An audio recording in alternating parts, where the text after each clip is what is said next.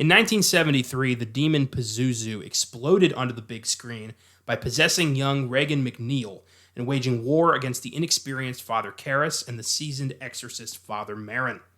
The battle raged on until Father Merrin was killed, and Father Karras sacrificed himself by allowing himself to be possessed by Pazuzu, then hurling himself from the bedroom window, killing himself and sending the demon back to hell. Or so it seemed. What happened to Regan MacNeil? Can an evil that powerful ever truly be defeated? What in the hell is going on? Most of these questions are answered in the sequel that nobody really asked for, our first official sequel episode on the podcast, 1977's Exorcist II, The Heretic. I'm Connor Eyzaguirre. And I'm Austin Johnson. And you're listening to Filmgazm.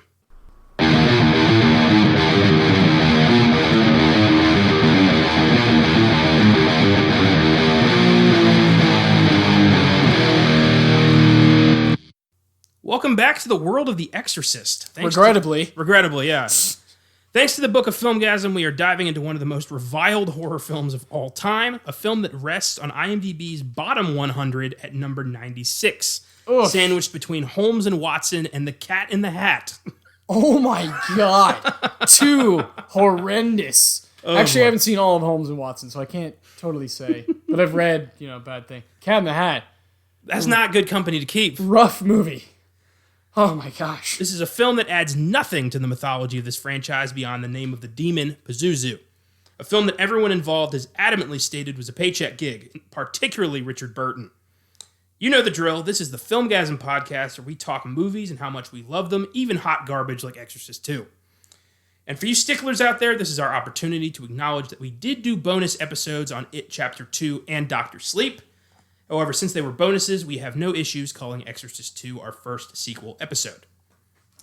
And thanks to the Book of Filmgazm, there will be a lot more sequels to come. But we'll do every franchise in order. If we draw Friday the 13th Part 4, our next movie will be the first Friday the 13th. Or whichever film in said franchise is next in the haven't done it pile. Let's not confuse people here. Yeah. I figure that's the easiest way to do it. Yeah, well, and especially like with this... with The Exorcist, neither of us had seen this one, and we also don't want to jump to the next one. Yeah. That'd be unfair to us as viewers if we're going to be the ones talking about it, And besides, it's more fun to kind of build a series inside the podcast in order like that. And see just how shitty the movie is. Because we will be doing Part 3, The Beginning, and Dominion at some point. Yes. But hopefully not for a while, because I need to decompress from this shit. So, I've got 3 updates for you on the Rewind. One for episode 24, Jaws. One for episode 25, The Coen Brothers. And one for 65, The Road to El Dorado. First up, our Jaws update. Get ready for this. Here we go. Being that this year is the 45th anniversary of the classic film, there is a stage musical being put together called Bruce. It's a musical about the making of Jaws, telling the story of Spielberg's journey to make a horror classic despite rampant production problems and a mechanical shark that just wouldn't work. It's currently set for release in 2021 at New Jersey's Paper Mill Playhouse. That is incredible. Oh, I hope it tours. It better. I need to see that. Yeah. That sounds fantastic. That'd be a wonderful time. We'll be there. Oh my God, that's beautiful. We will be there. Oh man. Next up, production on the Coens' upcoming adaptation of Macbeth has been halted due to fear of coronavirus. The film stars Denzel Washington as the Scottish Lord and Frances McDormand as his devious wife. It co-stars Brendan Gleeson as King Duncan, Corey Hawkins as Macduff, and Harry Melling as Malcolm, among other cast members. It's shaping up to be highly ambitious and an interesting take on the Scottish play. It's also being helmed solely by Joel Coen without the help of his brother Ethan. Wonder what that's all about. They never do things by themselves. Separately, yeah. That's bizarre. Well, I mean, you work together on every film for 30-something years. You want to try it out on your own? I get that. Macbeth with Denzel and Frances McDormand. That's very interesting. Yeah, his wife, yeah. It's going to be interesting. We'll be there, again, whenever it does occur. Of course. Yeah. Finally, in our recent episode on The Road to El Dorado, I had mistakenly said that Frank Welker was the voice of Optimus Prime in the Transformers franchise. Welker was, in fact, the voice of Megatron. Yes. Among other Decepticons. Optimus Prime has always been voiced by Peter Cullen. So my apologies to you sticklers out there. Yeah, you get on IMDb, it gets confusing when you're looking at the voices because, some of them do multiple robots. Yes. It's weird, man. Welker was a Megatron, Galvatron, Starscream, Radio Shack. I don't fucking know. Transformers, not my cup of tea. Just never has been. Sorry. No. But we still want to be accurate here. And, when we screw up, we fess up. So there it is. Yeah. Mea culpa. Now, you've never seen Exorcist 2 prior to this podcast, but No. what had you heard about it? I've never met anybody that's like seen it, like talked to anybody, because you don't ever go there necessarily. Like if you ever in an actual conversation with a horror fan and you're talking about, movies and maybe The Exorcist comes up, 1973, of course, and one that, of course, we talked about and is actually very good, a very well done movie. This one it's just kind of like, it gets put on the, It's less than that. Like it gets put, behind the shelf, I guess. Yeah. So I've always stayed away from it. I don't like things to get ruined. I don't actively seek out shitty movies Yeah. either. No, neither do I. Yeah. You definitely know that I very rarely will give like a movie I review like a score lower than like 6 or 7 because I try to stay away from movies I think I'm gonna hate. And I've always known that I probably hate this because everything I read, everything I've heard on other podcasts, movie podcasts, they say it's a pile of shit, Yeah. That it just doesn't work on any level. It's scattered as hell. And they're right, It's all there for a reason. Makes no goddamn sense to me. I feel like it requires multiple watches just to gather your thoughts, but I don't ever want to do that. Yeah. And that's kind of how I feel about it. It's definitely, to me, mutually the shittiest movie we've done. Oh, yeah. You and I, neither of us like it at all. We've never really gone there on the podcast. That's the book of Filmgazm for you, man. It's going to do that to us every once in a while. Yep. They can't all be winners. Yeah, this was just... I've heard stories about Exorcist 2 being one of the worst horror films of all time and just an ultimate letdown after the first one, which is still, groundbreaking. And when I read that Richard Burton and Louise Fletcher were in this, I thought, well, it can't be that bad. Yeah, like, what's the deal here? But it was that bad. And, I mean, of the franchise, other than the first one, I've seen Exorcist 3, and that's really good. I like that one. That one's done really well. I like that one, because that one you read is scary. Yeah. And good, yeah. You're told to stay away from 2. You really are. It's got a rep. Yeah. Like we said, it's in the bottom 100. That's pretty incredible. Oof. So, British director John Boorman was brought on to direct Exorcist 2 after he had turned down the first film because he thought the story was, quote, rather repulsive. He was intrigued with doing the sequel because he thought he could use this opportunity to turn The Exorcist into a cerebral horror event that explored new avenues with the source material.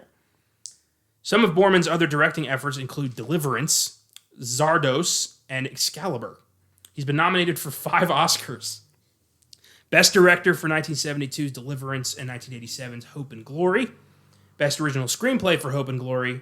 And Best Picture for Deliverance and Hope and Glory. So this was an accomplished guy. Yes. This was a guy who already had made his big movie Deliverance, which an Oscar guy. Yeah. Also in the book. Haven't seen that one, but kind of a safe choice.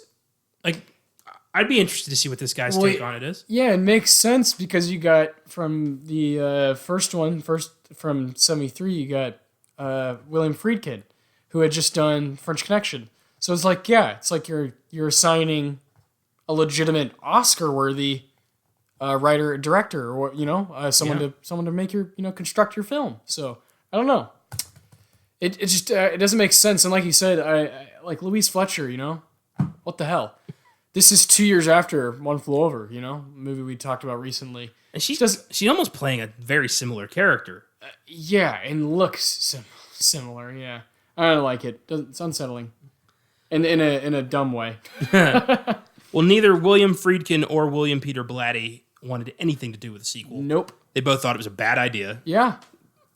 Right on the money there. Yeah. Linda Blair reprises her role as Regan McNeil, but she refused to wear the demon makeup. Those scenes were done with a double. She later expressed her regret with the film, tried to get out of it, but her contract was airtight. She later called this the biggest regret of her career. Woof.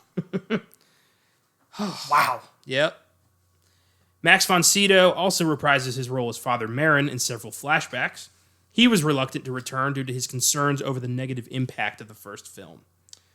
For those of you who keep up with the show, you'll know that Max von Sydow died earlier this month at age 90 from undisclosed causes. And he was a powerhouse, and I really don't like that they sucked him back into this. Yeah, I know. Completely unnecessary. Really kind of undermines the first film in a lot of ways. Yeah, that's what I was afraid of, Yep. That's what a bad sequel can do. It can tarnish the rep of the great film. Well, just because your mind is going to go like, yeah, shit, Like, there's one that's shit. And you can't, like, this is different, but I talk about, like, loving, like, the Indiana Jones trilogy and just kind of disowning the fourth one altogether. Yeah. It's so many years later, and it's just so much worse in quality. Off the top of my head, there is only one perfect horror franchise, and that is Evil Dead. Yeah. All three of those, fucking awesome. I'm with you on that. The remake's actually pretty good. The TV show was awesome. There's no weak link in the Evil Dead franchise. Yeah. I'm sure there's other ones, but of what I've seen, yes, that's my top. Certainly not The Exorcist. No, and we love Halloween. No, Yeah. Yeah, these franchises tend to... Elm Street, Friday, Texas Chainsaw, they all have very weak films. They all have, they all have, like, their black sheep, Oh, yeah. Very much. Or multiple, yeah. Mm-hmm. Oscar nominee Richard Burton was cast as Father Philip Lamont, the priest who is tasked with the Vatican to investigate Father Merrin's death and determine if he had renounced God before his death. Because this is a great use of Vatican time. Burton was a highly respected film and stage actor, known to a lot of people as Elizabeth Taylor's on-again, off-again husband. The two would marry 3 separate times. They were a mess. Shit show. Burton was nominated for his performances in 1952's My Cousin Rachel, 1953's The Robe, 1964's Beckett, 1965's The Spy Who Came In From the Cold, 1966's Who's Afraid of Virginia Woolf, 1969's Anne of the Thousand Days, and 1977's Equus. So he was a very accomplished guy. Oh, yeah. He later admitted to taking the role to pay for an upcoming divorce to Liz Taylor. He's like, I got a divorce coming up. I got to take this. There you go. Shit show for shit show. To know... You get what you put in, We don't have time to unravel the mystery that is Richard Burton and Elizabeth Taylor. No. Liz and Dick. Complete shit show from beginning to end to beginning to end to beginning to end. Because they just kept going back to one another. Because frankly, I don't think anyone else could handle those insane, fiery motherfuckers. Burton tragically died in 1984 at age 58 from a cerebral hemorrhage. Very sad way to die. But honestly, I have not seen a lot of Richard Burton's work. Neither have I. I've seen a lot of Who's Afraid of Virginia Woolf, and that great movie. Very, clearly him and Liz are drawing on their relationship. Yes. Not even a secret. But that's kind of it. That and Exorcist 2, not a good basis to have for Richard Burton. Rough. You know what I always just picture? I picture Bill Murray and Scrooged when he's going to the homeless shelter and they think he's Richard Burton, and they won't leave him alone until he starts saying lines from Hamlet. That's awesome. I haven't thought about that in a long time. Oh, I watch it every Christmas. I gotta watch more Richard Burton. I can't have that as my basis. Yeah, I gotta do some homework. Oh. Oscar winner Louise Fletcher was cast as Dr. Jean Tuskin, though the role was originally written for a man. No shit. Her character's name is Jean. Chris Sarandon and George Siegel were both considered. When the character was changed to female, Fletcher was cast. I suspect so the film could capitalize on her recent Oscar success with 1975's One Flew Over the Cuckoo's Nest, a film we covered recently on the show. And yeah, obviously, they're like, she just won an Oscar. She could bring some gravitas to this thing. Let's get her. Chris Sarandon, I'm glad he avoided this. Because this was right after Dog Day Afternoon, and he might, if he'd done this, it might have blacklisted him in the horror community, and he might never have gotten to do Fright Night. Oh, man. Sometimes things work out. Louise Fletcher sacrificed her career so Chris Sarandon's could live. Oh my god. Yeah. Yeah. You gotta look at it, glass half full. Yeah. Kitty Wynn reprises her role of Sharon Spencer, Reagan's mother's assistant. Ellen Burstyn did not return, very smart move, and her absence is explained by Chris McNeil being out of town shooting a movie. So just great parent there. My kid was possessed by a demon 4 years ago and might be coming back, but I've got a deadline.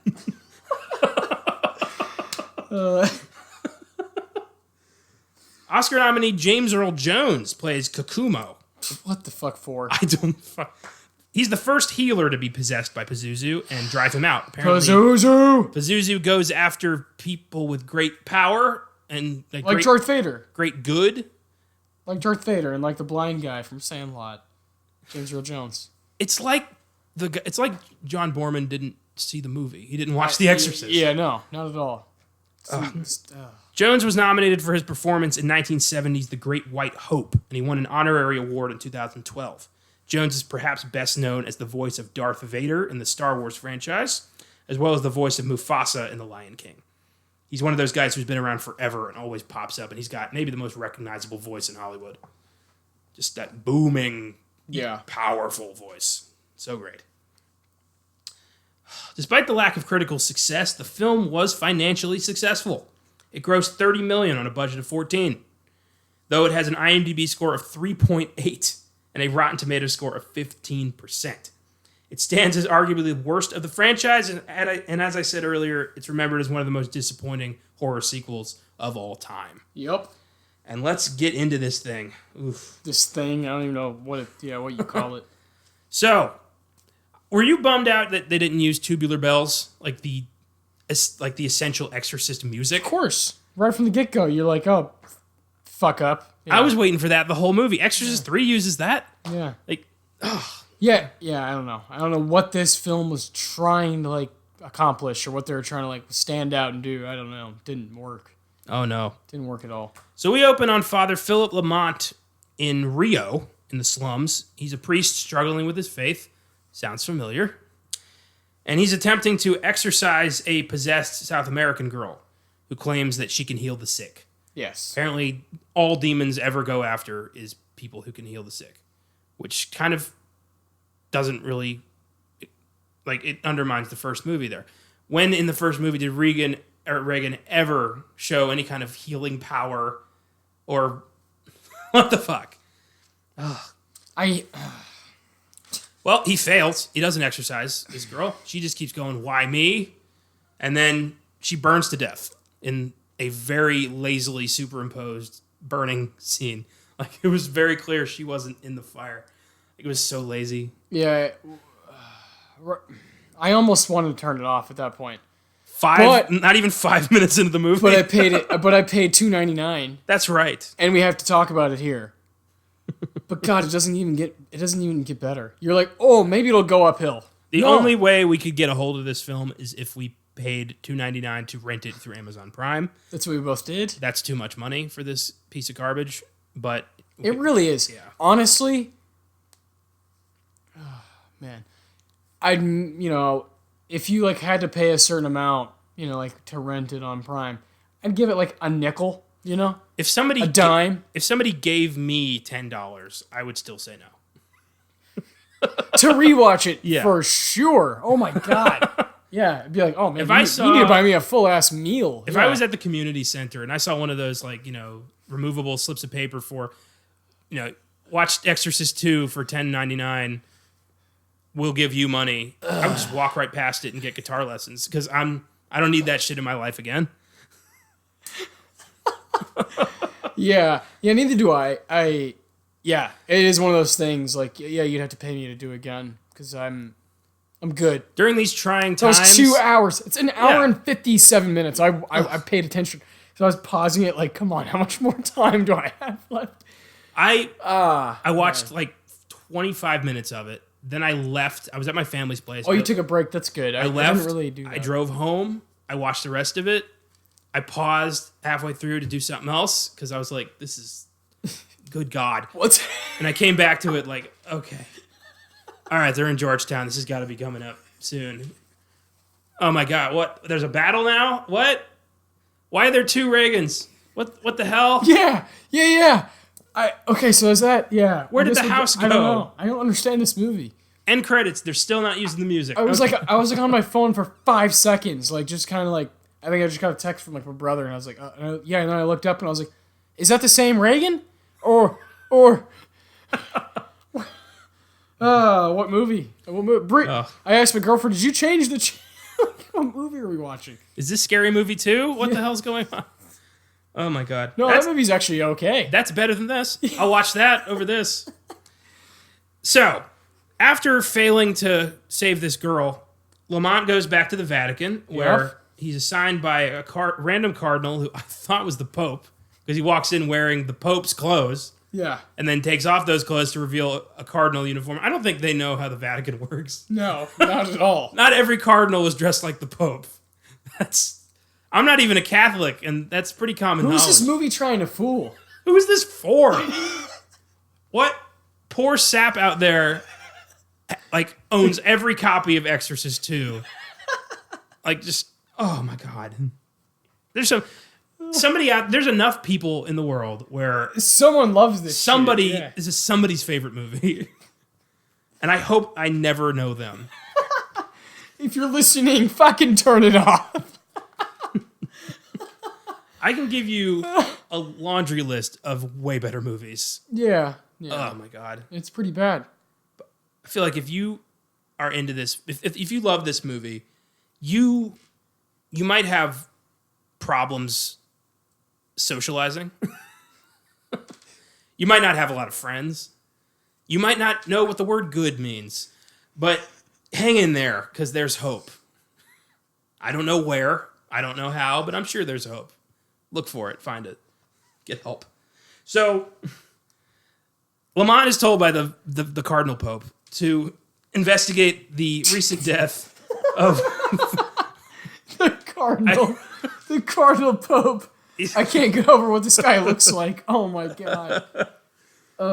Father Marin recently died, or 4 years ago, and now they're investigating it, which is odd. Yeah. Yeah, did they not? That's not explained yet. By the way, the first movie came out in 1973. Like, what are we... and fuck Father Karras, I guess. Nobody cares about his death. The one who actually pulled this off. So, Father Lancaster Marin was killed 4 years prior when he was exorcising a demon from Regan McNeil. The Cardinal is not convinced this was a legit exorcism. He thinks that Father Marin renounced God and was faking all this in order to... I don't know. There's no motive here. No. Just things happening. Yeah. We're just going to be saying sentences that make no sense. They won't really correlate even. So Marin is being brought up on heresy charges posthumously due to his controversial writings. Yeah. And Vatican authorities are trying to modernize, and they don't want to acknowledge Satan as an actual evil entity. So I never thought I would ever see a movie where the Vatican renounced the devil. That's pretty big for that might get the world riled up. Might get the globe a little stirred up. It's like, look, we're a positive and progressive church. You see that Buddy Christ over there? That's us. You guys remember Dogma, the Buddy Christ? Because that's what I picture. Yeah, same with thing. progressive church. And Satan, we don't use that anymore. No. Satan's not real. God is real. But Satan, no. Oh, no. Only good exists. That's it. There is no evil in the world. This is a very dangerous mindset to have. Extremely. And Father Lamont's like, all right, yeah, I'll investigate Father Marin's death, despite the fact that I've done some exorcisms myself, and I happen to know evil's real. None of this comes up. No. So while Lamont heads to America to go investigate this, we meet teenage Regan McNeil, who's going to a school. She's seemingly okay. She's feeling like she's doing the school play. Her guardian, Sharon, is in New York while her mother's away on location filming a movie. And Regan, it's spelled Regan. It's pronounced Reagan. I'm going to go back and forth, so just go with it. Just deal with it. Just deal with it. There's more important things to worry about with this movie than the pronunciation of Regan McNeil. So she's monitored at a psychic institute by Dr. Gene Tuskin. Because everyone, not psychic, psychiatric. My mistake. It becomes psychic. Yeah, I was going to say, I mean, you could say that. But everyone kind of thinks she went completely fucking insane for a while. Nobody believes she was possessed by the devil. Not even herself. She doesn't remember anything of what happened. So she just, is in school plays, it's totally normal. It's all fine. Yeah. It's weird. She doesn't remember anything. Her life is totally fine. And then this asshole shows up and completely ruins her life again. Yeah. Ugh. So Jean believes Regan's memories are repressed. That they're in there, but she doesn't want to face them for fear of what she might see. Which is true. And you should probably just leave that, because you don't want to bring this kind of evil back. Well, all right. So if you were to make an Exorcist 2, there you go. Just take that little small seed, that little plot of Regan's probably fucked up from what happened in Exorcist 1. Let's show a movie of her dealing with that and leave it at that. That's brilliant. Leave it at that. Keep it simple. The first movie's pretty cut and dry. It's pretty simple. It's... Introduce some, crazy anti-demon bad guy, some, renegade priest who wants her dead. Yeah. Who's that. hey, we got to get rid of her. Yeah, she still has this thing in her. Yeah. Dude, we just did, Well, yeah, fucking focus on something. It's but way better. We're fucking 20 minutes in. There's a whole another huge chunk of the movie we haven't talked about that goes nowhere. It takes it takes turns that are so dumb. But when it should have just been going straight the whole time. If Regan still has Pazuzu inside of her, then why? What did Father Karras accomplish in the first one? Because he drove Pazuzu out and killed himself to save Regan. So that, he only drove out 40%? What? Yeah, to me it makes more sense to have a high school, same age Regan just mentally mulling this shit over. Even if Karras did the job and the demon is gone, mentally dealing with that and confronting it could bring it back up. Yeah. You know what I mean? Explore the psychological ramifications of being possessed by pure evil. Yeah, and the first movie is so it's so good, and it's so about what you believe in your head is what's true, and it's so fundamental. It's such fundamental horror. And it's not even that scary necessarily. It's just about those grassroots of horror, of the horror storytelling, and it's constructed really well. It's a good movie. It has good acting. This one strayed away from all of those things.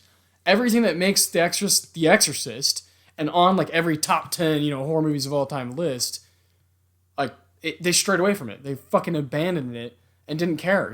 It's just that's what's frustrating.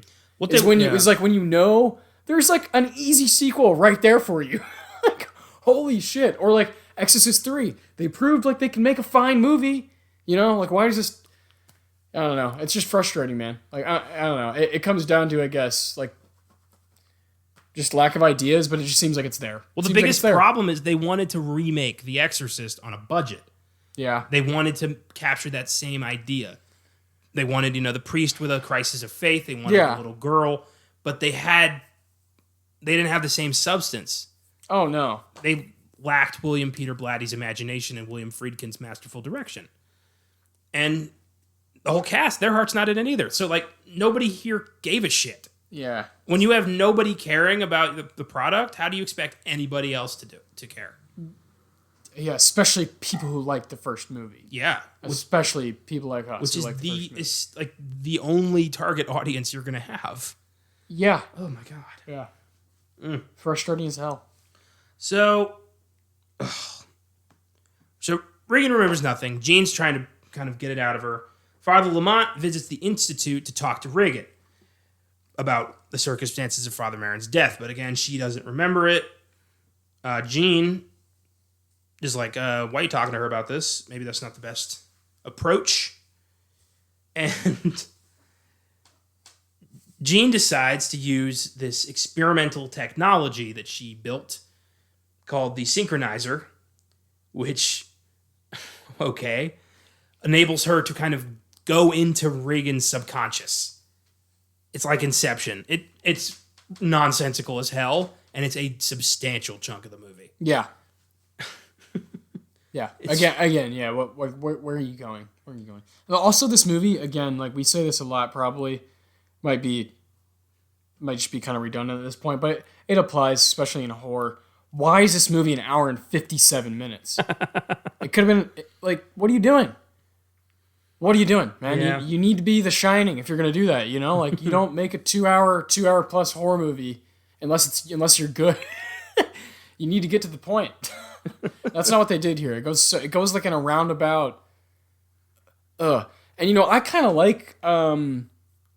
I can go for the movies that don't quite have a narrative or can kind of be like almost like in a dream state. I love like David Lynch, but this is like pick a side, man. Like you're not even doing anything. You're just like a 4-year-old throwing darts. I don't even know. It just doesn't work. Ugh. I hate the kind of movies where everybody has an idea, and instead of sticking with one of those, they take all of the ideas and shove them into the movie. Exactly. And this is that. Exactly. I want hypnosis. Fine. All right. Yeah. I want more Reagan. Fine. All right. I want a new priest. Fine. I want to go to Africa. Fine. Yeah. Just, god damn. Just do it. Oh, it's insane. So Jean uses this technology to synchronize her brainwaves with Reagan's. I sound ridiculous just saying that. But she sees a bit of the exorcism. And, oh my God, way to take the scare factor away from the first movie. The brief little glimpse we get into the exorcism where Max von Sydow just kind of like, falls on the ground while evil Regan just kind of taunts him. Yeah. It does not feel like the same movie. Nope. Ugh. And Jean is like horrified, and she starts having heart palpitations, and nobody reacts. Like they're like, you gotta get out of her mind, instead of like calling 911. Like this, she almost dies getting into Reagan's mind, or at least that's what I gathered from it. Yeah. It's a little tough to explain.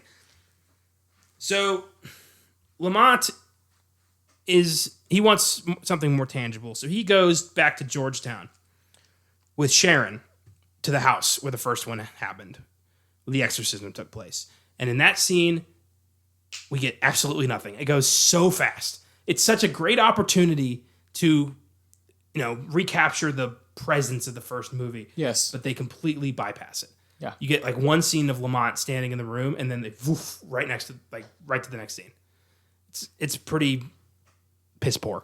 Again, completely abandoning the iconic atmosphere, that we all have fallen in love with when you see The Exorcist, Yeah. Just completely, fucking stupid, man.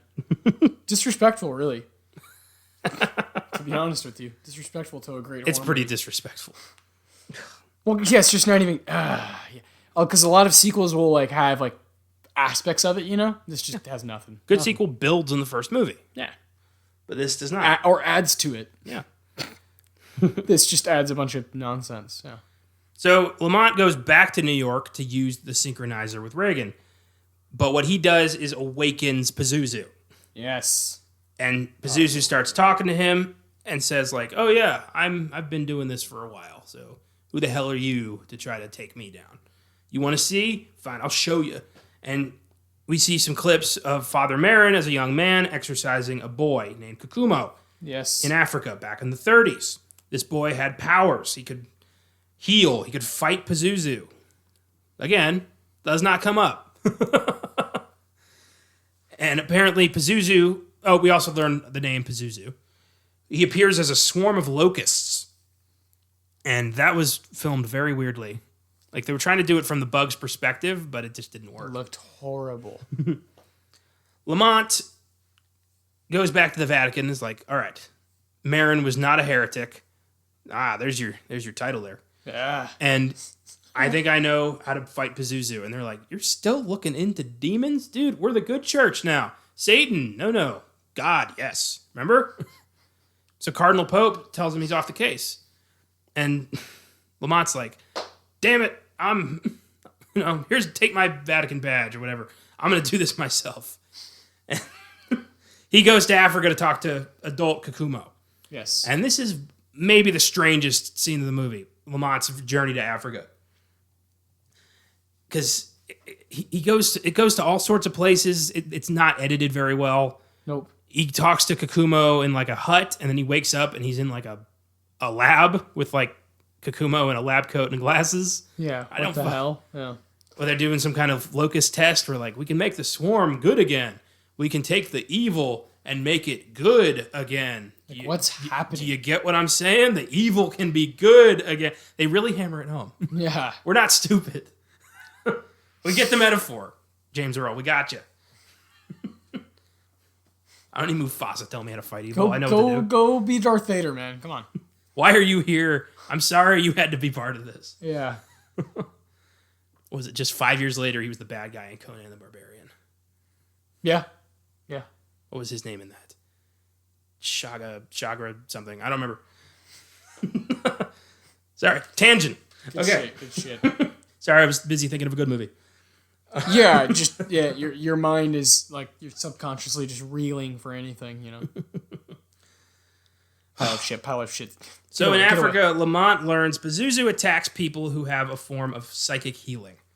And Regan shows this power when she helps an autistic kid talk again.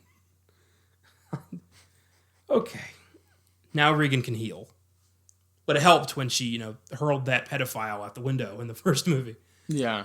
Would have probably saved her family some grief if she just, force healed that motherfucker back. Oh my God. Father Karras maybe brought him, hey, let me hold you for a second. All right. We're good. Oh, man. Oh, boy. You got to see the new Star Wars. You'll totally know what I'm talking about there.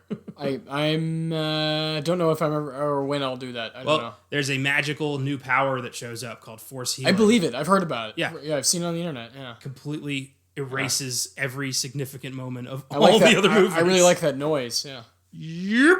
Yeah. That's what it sounds like when you get healed magically. Yeah, I'm like sort of glad I never got into Star Wars because of like how it's just kind of fucking crashed. Like I said, it's a goddamn weekend dad. It never makes you happy. But then there's those brief moments where he brings you a chocolate bar and you're like, oh, I remember the laughs we used to have. But no. Then you remember, oh yeah, he's dating a stripper and he ruined my family. But I digress. One of these days, we're going to have to do a full Star Wars episode just so I can unpack all this shit. It sounds like it. Sounds like it. Oh, boy. Star Wars Connor keeps popping out randomly in episodes.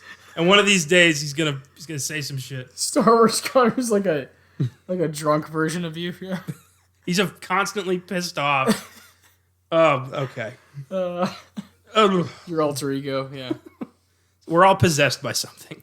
Yeah, it happens, man. Especially when you want to love something so bad and they keep stabbing you in the heart, Dude, especially last year, because I had that happen with X-Men, with Star Wars, with Game of Thrones. Oof. Everything I loved ended in a way that fucking kicked me in the balls. El Camino gets better with. I don't put that in the same league as all that. It's not that shit. Bad. It's not that. That was had some moments. I watched it recently after finishing a Breaking Bad rewatch. It's way better. Way better. The movie? Yeah, El Camino. Yeah. There's still a lot of problems. I'm gonna give you that. Yeah, no, it does have like awesome moments, and it's so precious to see that, like to see those characters. But fuck, the like plot of it is just not for me. Candy welding, I didn't need that. Exactly, that will always stand out to me. That hurts the film big time. What was the point of that? Yeah. Anyway. We're doing anything to not talk about. For more on that, check out our bonus on El Camino, a Breaking Bad movie. How can we distract ourselves from The Exorcist 2? All right. James Earl Jones? James Earl Jones, why not? Where is he at? So, are we in, where are we at again now? Psychic healing. Africa or we're in the lab? Yeah. We're in the lab in Africa, or maybe the hut. We're not sure. Lamont might have... They're the same place. There's like a, one of those doors that you go through. The rest of the movie might just be Lamont dying of heat stroke in the desert. We don't know. Solid dream. So, Kakumo has become a scientist, apparently, so the whole thing in the hut didn't really happen. And And he's preventing grasshoppers from becoming locust swarms, saying, we can save them. We have the technology. And back in the U.S., Regan is able to reach into people's minds telepathically, and she, again, uses this to help an autistic girl speak. So Regan has healing powers, which is why Pazuzu went after her in the first movie. Makes it a lot less random and terrifying. Yes. It's kind of the whole point. The whole point of the Exorcist is that anyone can be a target. Exactly. Of supernatural evil. It doesn't matter if you're a little girl, if you're an old man. It doesn't matter if you're a good man, a bad person. It just wants you. Yeah. No one's immune. But apparently, you're fine if you can't heal people. So, good. That's most of everyone. Yeah. True. And what is it like? Does it eat that power? How do we know that, though? How if you could heal, like if I could heal, how would I know that I could? Well, I'll stab myself, and but what do I do? If you can heal me, then you have it. If you die, but what if I, like in Spider-Man when he keeps trying to figure out how to do the webs in the Sam Raimi one, what if I keep trying things and they don't work and you die? Well, then I don't have to talk about Exorcist 2 anymore, so we all win. Right.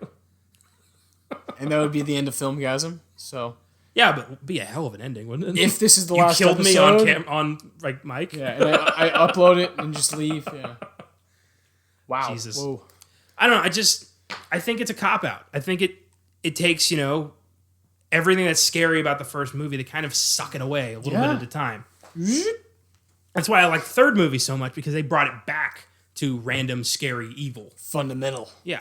And you got George C. Scott as a tortured cop. That's big time. Yeah. That's big time. Brad Dourif as a serial killer. Yeah, if you introduce a legitimate new cool character, that's cool. That's awesome. Written and directed by William Peter Blatty.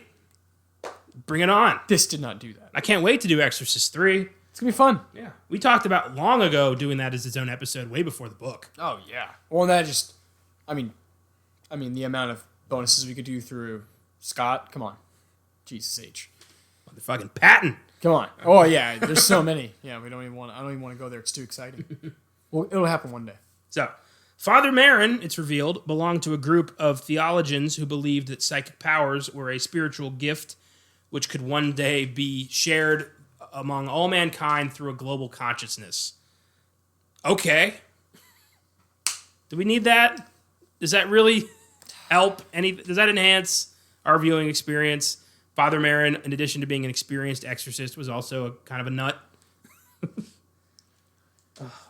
He thought people like Kakumo and Reagan were kind of the forebearers of this power. That they were the next generation of humanity.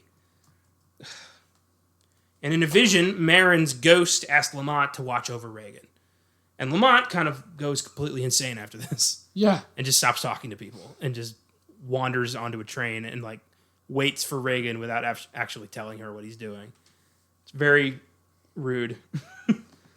He goes back to New York, and Lamont and Reagan, who both have been talking psychically this whole time, know what they have to do. They have to go back to Georgetown, and that's kind of all we get. We don't know why they have to go back to Georgetown. They're followed by Jean and Sharon, who are concerned for Reagan's safety. They think that Lamont's crazy and that he's dragging Reagan back into crazy to awaken her memories, and that's going to drive her mad. So Jean's trying to stop this. Sharon's just like, Mom's going to be pissed if I don't bring her back. And Pazuzu tempts Lamont by offering him unlimited power. And this scene was so funny to me because Lamont reaches out and is like, I have not called on you, Pazuzu. I rely on God.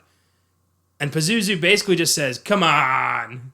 Really? And Lamont's like, okay, so help me, Pazuzu. Where can I find... it did not take much. No. For a priest who was on a first-name basis with Cardinal Pope to just completely disregard God. Is like, all right, demon, show me where to find this guy. Yeah. Nice doing business with you. Oh, my God. So... while in the house, Pazuzu tempts Lamont, says, I will give you unlimited power, and he appears as a doppelganger of Reagan, evil Reagan from the first one. Reagan is just like, what is going on? Because she keeps getting attacked by locusts and breaking house. Lamont succumbs to the demon, brought back by Reagan. I don't remember any of this happening. I watched it, but none of this makes any goddamn sense. No, I don't remember. I thought this happened at the beginning. Oh, boy. Oh, man. So Reagan helps Lamont come back. He attacks the doppelganger by, like, jumping her. Yeah. Swarm of locusts consumes them. The whole house crumbles. Everyone on the street start looking at this. And Lamont manages to kill the doppelganger by ripping its chest open and pulling out its heart. Pazuzu is dead? Sure. Can you do that to a hallucination? Don't know. Is it a metaphor, I guess? For this movie is over and bad? Reagan banishes the locusts and Pazuzu by doing exactly what Kakumo did to get rid of locusts in Africa. She puts on a lab coat, she puts on some glasses, and she starts... No, I'm just kidding. She does what, like, Desert Hut Pazuzu does. I mean, Kokomo does. Just kind of like, brah! Banishes Pazuzu with the power of James Earl Jones. And, yeah. Outside the house, Sharon dies from burn injuries after she fucking lit herself on fire. And Jean is like, what is going on in my life right now? I should sell that synchronizer and make a lot of money. That's what I would be thinking, anyway. Yeah. I mean, get the fuck out of this situation and, don't look back. Become the person who invented dreamwalking. Jean tells Lamont to watch over Reagan. Reagan and Lamont leave. Jean stays at the house to answer the cops' questions, and Lamont and Reagan just kind of fuck off. I guess they're going to go train to make her a Jedi or some shit. I don't know. This movie is fucking ridiculous. That's the end of it. God awful. What a train wreck. What the fuck was that? Yeah, this is like top of the list for why did this get made, For Money. who? This was, How much money did it make? 30 million on a budget of 14. Okay. Yeah, because everyone was like, Exorcist 2? Oh my God. I'm going to take a date to this, and it's going to be And the it greatest movie ever. probably made that like on opening weekend, and then all of us people were like, "Don't go!" Nope. And then it stopped making money. That's why Exorcist 3 didn't do so hot, because everyone remembered Exorcist 2. There you go. Okay, yeah. And If then that had that's been the beginning of Exorcist the 2? demise. Yeah. Interesting. Here's some Filmgazm facts for you. Number 1, Stanley Kubrick turned down the offer to direct. When John Borman accepted... Good call. Yeah, good call. Around this time, 77, Barry Lyndon, he just did. Yeah. So if he'd done Exorcist 2, he might not have done The Shining. Yeah, good call. Kubrick warned him that the only way a sequel to The Exorcist would succeed is if it were more graphic and horrific than the original. Borman decided, fuck all that, and did his own thing. Obviously, yeah. Number 2, at the time of its release, this was the most expensive film produced by Warner Brothers. Wow. Ooh. Wow. For what were you guys paying for that stupid thing that was buzzing around? Paying for fake locusts? Yeah. No, I'll tell you what they were paying for. Richard Burton. Oh yeah, you're right. There you go. Yeah. Yeah. Jesus. Number 3, William Peter Blatty, author of the original novel, reportedly had to stifle his own laughter upon viewing the film at the premiere. Number 4, this is going to surprise you. Martin Scorsese was one of the few people who liked the film. Wow. Yeah. Quote, the picture asks, does great goodness bring upon itself great evil? This goes back to the book of Job. It's God testing the good. In this sense, Reagan is a modern-day saint like Ingrid Bergman in Europe 51. And in a way, like Charlie in Mean Streets. I like the first Exorcist because of the Catholic guilt I have, and because it scared the hell out of me. But the Heretic surpasses it. Maybe Borman failed to execute the material, but the movie still deserved better than it got.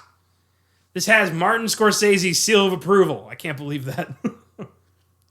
I don't know. Maybe he, was a little drunk when he watched it or something, or a little coke. Maybe he and Bobby got high as fuck and went to see Exorcist 2 after And they're Taxi like, Driver dude, wrapped. this is all over the place. Yeah, it Like, is. what the fuck? Yeah. I don't know. Sorry, Marty. I respectfully disagree. Yeah. Number 5. This film is listed among the top 10 best bad films ever made in Golden Raspberry Award founder John Wilson's book, The Official Razzie Movie Guide. Yes, indeed. I give Exorcist 2 a 5. It's a weak movie, and probably the worst we've done on the show so far. Not the worst we're ever going to do. but it's pretty bad. Yeah, I'll give it a 4. Yeah, just don't recommend this. Don't watch it.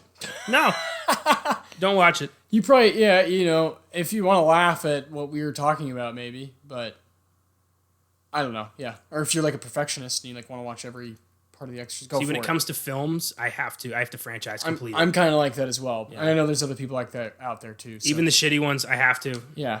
So yeah, go for it. Just make sure you have something else to do in the meantime, because it's it's. I like to be optimistic. I like to think that they probably just didn't see what I'm going to see in the movie, and I've had that happen before. I've watched movies that were critically panned, and I've watched it and was like, "This is really good." Of course. So I always try to give every film the benefit of the doubt. Yeah. But fuck this movie. Having said that, fuck it. Yeah, it's pretty rough. So, what are we doing for Friday? For Friday, we're going to stay in the realm of, sequels. Yeah, we figured since this is our first official sequel episode, let's do a sequel to a past episode. So what do we decide on?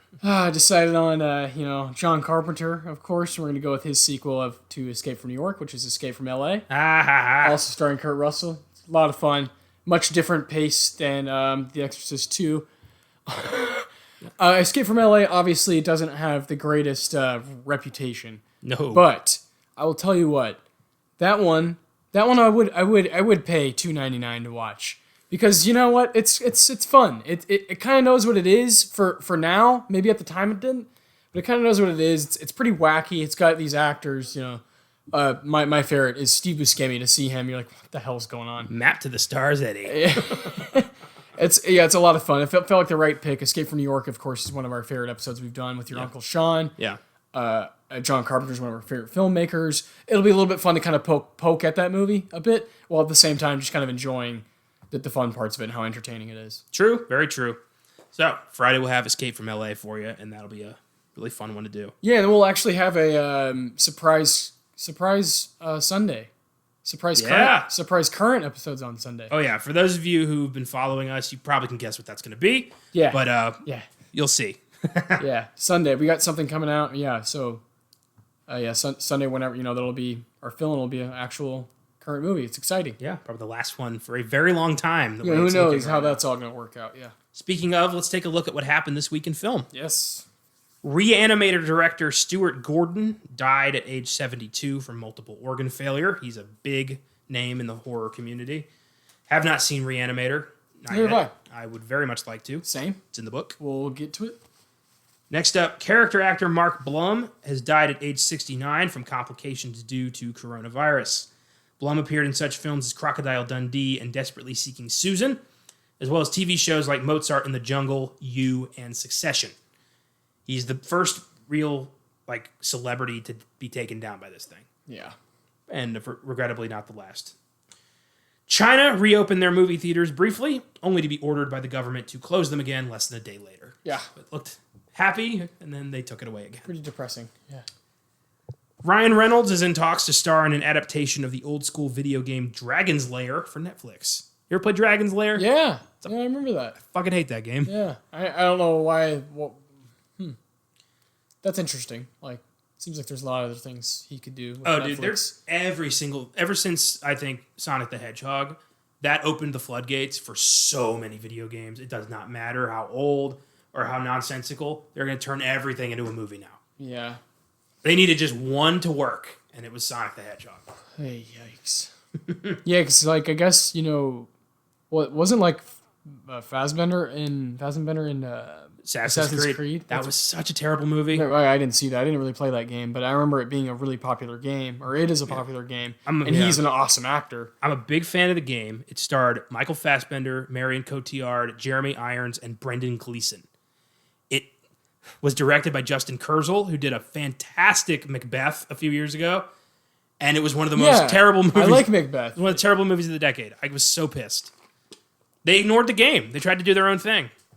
You've got so much source material there, and you just ignore it. That's bizarre. Yeah, with a cast like that, how do you fuck up? I don't know. Ugh, Assassin's Creed. That and Ratchet and Clank were very disappointing to me, because I'm just a big fan of the games. Yeah, Ratchet and Clank's a great game. One of the best PS2 games for sure. Yeah, it's tough, man. You've got like Doom. I love that movie for the wrong reasons. Yeah. I know what you mean.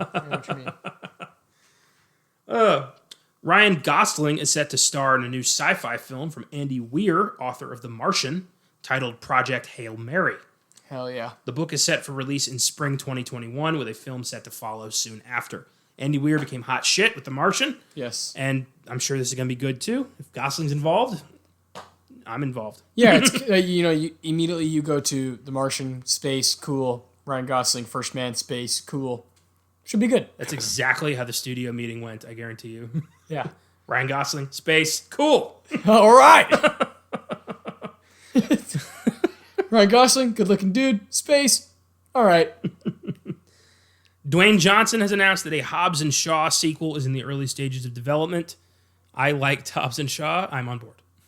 Well, is this really news? I mean, we knew this was going to happen. Yeah, but they pump these out like it's nobody's business. Honestly, I want them to just kill the Vin Diesel side of this. Just all of that shit go away. He's still on it? I don't give a fuck about the Torettos. I don't care about their family drama. I've seen Vin Diesel's tank top. He's in like the very first one, right? Yeah. Jeez, man. And so how many other? Like 10? There will be 9 next year. 9. And a spinoff. But the spinoff is Fast 8. Is The Rock and the Staith kicking ass around Hobbs the globe. Shaw, yeah. I'm on board with that because I love both of them. Fuck the rest of it. I don't need it. Yeah. So you're not like a big fan of the franchise. You like more like those characters? Yes. Okay, I see. 1 through 4, god awful. I've seen all of Tokyo Drift all the way through. Okay. And I think I'm good on that franchise. It's always the same shit, but now they're international superheroes or something. Oh yeah, they look gorgeous. Those movies are brilliantly, they crafted films because they spend a crazy amount of money and they have the best of the best in that department. Once The Rock showed up, quality of the films went up. People actually started going. Then you had that tragic Daddy's got to go to work. Tragic death of Paul Walker actually skyrocketed the box office returns for 7, and then 8, and now there's a 9th coming out with fucking John Cena. But Hobbs John Cena's in it? Yeah, he's gonna be the bad guy in part 9. I think we talked about this on the show. This must be really forgettable for you. It is. My mind is not. None of it is filled up. According to the trailer, John Cena is Vin Diesel's secret evil brother. All right, I've seen this trailer. I've seen it. John Cena is like... It's a trailer that revealed the entire goddamn movie. John Cena is angry. Yes. Yeah. And this time, The Rock's not there to pull Vin Diesel's ass out of the proverbial fire, so... Is Ludacris in it? Yeah. Is Michelle Rodriguez in it? Of course. Is Leighton Meester in it? Is that her name? Jordana Brewster. Oh. Wrong. That's hilarious. Mid-20s brunette 2000s actress.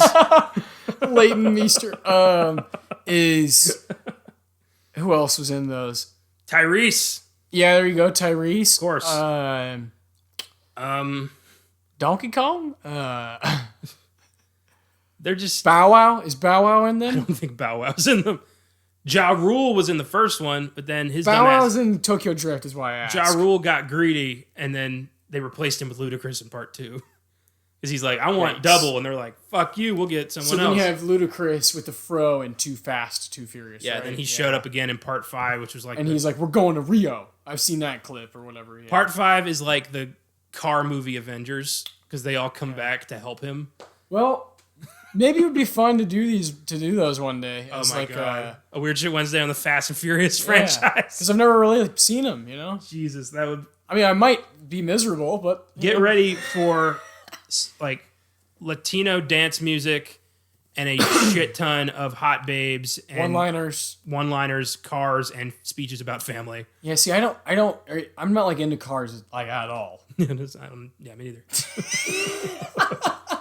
I've never understood the fascination with cars. I'm here for the babes and the stunts. And the fucking wide shots of like giant cars smashing, right? I forgot. Guess who pops up in part 7? Mr. Kurt Russell. Oh, there you go. That's great. As a CIA man who suddenly needs the help of some street racer from LA. I was hoping he'd be a stunt guy, Stuntman Mike shows up. That'd be fucking awesome. Yeah. Oh yeah. One day I'll maybe watch them. Those movies are a fucking joke, but I'm gonna keep seeing them because, as I've said many times on this show, I am Hollywood's bitch. And I am proud to admit that. Well, proud's maybe not the right word, but I am going to admit that. I'm gonna own it. Yeah. You can't do a film podcast without being Hollywood's bitch. To some extent. Yeah. Well, yeah. Otherwise, how would we keep current with what's going on in the film industry? I mean, there's nothing going on now, but usually there's something going on. I mean, last year we were pretty evident of that. Next up, Jason Bateman is no longer directing the Clue remake. That honor now goes to James Bobbin, director of The Muppets, Muppets Most Wanted, Alice Through the Looking Glass, and Dora and the Lost City of Gold. All right. So I'm smelling a kid's movie. I'm out. Out. Oh, God damn it. I was in. I was so in. Yeah. So in. I was getting like game night vibes. Yes. Yes. One of the best purebred comedies of the decade. I'll stand by that. The movie's fucking hilarious. And one of Jesse Plemons' best performances of his career. I forgot about him. Yeah. Yeah. So I was really looking forward to that. It's been so long since I saw that. Dude. It's a great. I own it too. I should watch Game it. night is great. Game night's hilarious. Great. I was not expecting much from that. Neither was I. My favorite gag is the woman, like the guy's wife, who's convinced that she slept with Denzel, but it's just some asshole. Oh man. I love that whole bit. Some guy. And it was, I gotta say, when that came out when I was working at Draft House, and I probably wouldn't have seen it if I didn't see how many fucking people were going to see that movie. I was like, damn, this is popular. People kept coming, and I would kind of see bits of it, and I'd be like, fuck, this looks pretty good. Like, I think I'm gonna come check it out. I'm really glad I did. Yeah. And that was there was a few movies that did that. I sat down and watched like The Greatest Showman because of that. Because I was like, man, this is doing like hot. Like people love this shit. I'd see some of the same people coming back. That kind of thing. And working at a theater, sometimes that can happen where you're like just kind of influenced to like, all right, by sheer like word of mouth and how people are just keep coming to this, I'm gonna check it out. Yeah. That shit can happen. There's a lot of that. Yeah. Back to the point though. Clue. That would have been really cool. To get it. I felt in my head the atmosphere of game night with Clue, that kind of humor, but also a little bit more serious, a little more, I just thought it would have been great. Well, maybe they'll surprise us. Maybe it's James Bobbin's first grown-up movie. Yeah, that can happen a lot. Ryan Reynolds is still attached. That's a good point. That can happen a lot where like someone almost like graduates. Yeah. To like from like the kid zone to like more like young adult. And that I'm fine with that too. Just give me some grit. Yeah. Please don't make it PG. You know what I mean? Oh yeah, it's tough. And to finish this off, the latest movie casualties to the coronavirus, Sony has delayed Ghostbusters Afterlife, Greyhound, Morbius, Peter Rabbit 2, Uncharted, and possibly the Venom sequel until 2021. Yep. It's looking like there may be no more movies released in 2020 if this keeps up. Dark days to be a film fan. And that's all for this week, guys. Next week, we journey back to the faraway year of 2000. To a film that came and went despite an all-star cast. An FBI agent convinces a social worker to use experimental tech to enter the mind of a comatose serial killer so she can find out where he hid his last kidnapped victim. Starring Jennifer Lopez, Vince Vaughn, Dylan Baker, and Vincent D'Onofrio, it's The Cell. Another rando pick from the book, one that neither of us has seen. Nope. Here's hoping I hadn't even heard of this movie. Here's hoping it's better than Exorcist 2. I doubt it can be worse, but we'll see. We'll see, man. Until next week, don't press your luck with Pazuzu. But if you do, better check with your doctor, because it's probably just a very serious case of nerves.